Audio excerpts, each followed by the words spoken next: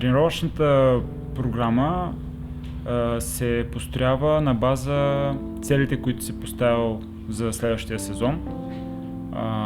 Или най-важното състезание за сезона е определящо за това как ще ти бъде построена програмата.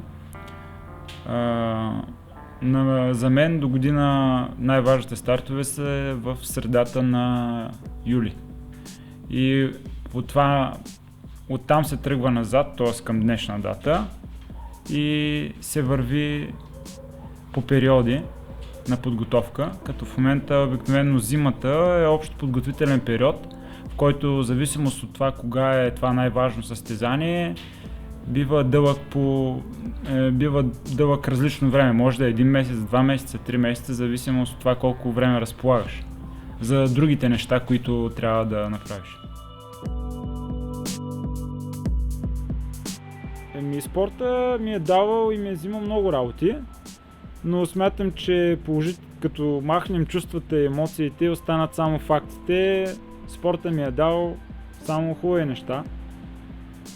Естествено, без трудности не може, това е в всяко едно нещо е така, независимо дали е спорт или работа, човек минава през разни перипетии, но много важно е да намира начин да ги преодолява. Това, което може би най-много ми даде спорта е, че аз се чувствам гражданин на света.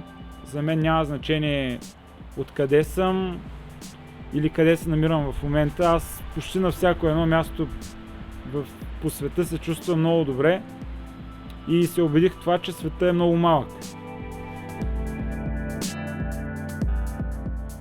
За малките деца е много важно да има кой да ги запали за спорта. Не всеки човек, аз примерно лично за себе си не мога да кажа, че ще бъда добър треньор да се занимавам с много малки деца, които в момента започват. Защото това е много трудно, не всеки човек умее да работи с толкова малки деца. Точно това е, че ако спреш, когато в неподходящ момент, никога няма да разбереш докъде можеш да стигнеш. И аз точно това се радвам, че съм го направил и може би съм имал късмета, че съм имал подходящите хора около себе си, които са ме подкрепили и съм жертвал много неща в името на спорта. Когато започнах да се занимавам с ориентиране, това беше 97 края, 98 началото, историята беше следната. Понеже като бях малък, ушите ми бяха по-така, нали, те и сега са си, но преди време беше много по-така фрапантно. Имаше тогава една състезателка Уши Дизел и ми викаха Уши.